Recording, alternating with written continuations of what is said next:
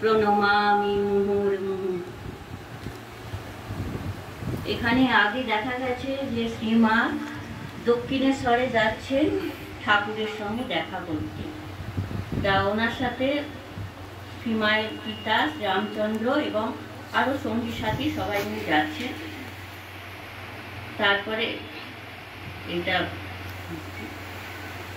জয়রামবাটি হইতে আগত সকলে যখন দক্ষিণেশ্বরের গঙ্গার ঘাটে নামিতেছেন, তখন শ্রীমা শুনিতে পাইলেন ঠাকুর বলিতেছেন, ও ঋদু, বারবেলা নাই তোরে, প্রথমবার আসছেন। শ্রীমা নিশ্চিন্ত ছিলেন যে তিনি গঙ্গার উপর নৌকাতেই বারবেলা কাটাইয়া আসিয়াছেন। অধিকন্তু শ্রীরামকৃষ্ণের সেই প্রথম কথাতেই এমন একটা প্রাণ ঢালা প্রেমের স্পর্শ ছিল, যাহার টানে তিনি সোজা ঠাকুরের ঘরে গিয়া উঠিলেন। অপরেরা নহবতে বা অন্যত্র চলিয়া গেলেন। ঠাকুর শ্রীমাকে দেখিয়াই বলিলেন, তুমি এসেছ, বেশ করেছ। পরে পার্শ্বস্থ এক ব্যক্তিকে আদেশ করিলেন, মাদুর পেতে দে রে। ঘরেই মাদুর পাতা হইলে শ্রীমা উহাতে বসিয়া ঠাকুরের সহিত আলাপ করিতে লাগিলেন।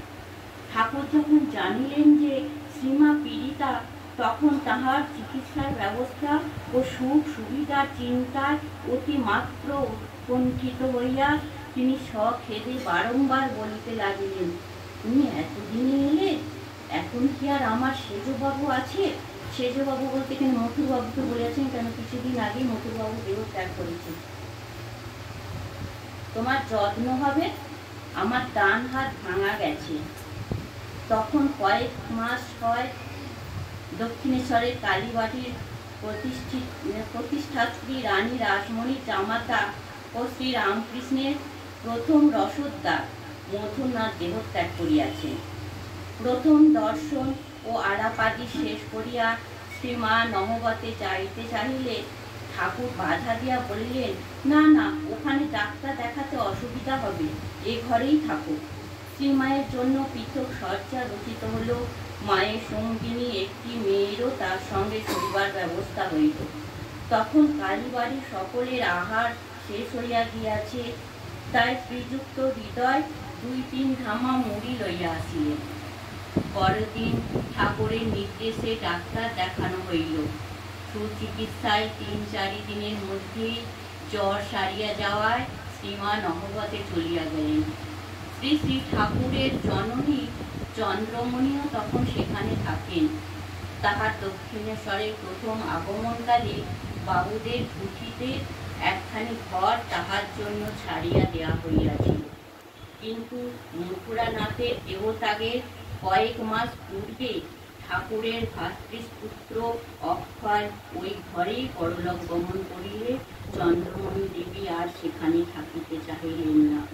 তিনি নাতির শোক ভুলিবার জন্য নহবতে চলিয়া আসিলেন এবং বলিলেন, আমি আর ওখানে থাকব না, আমি এই নহবতের ঘরেই থাকব, গঙ্গা পানে মুখ করে রইব, কুঠিতে আর আমার দরকার নাই।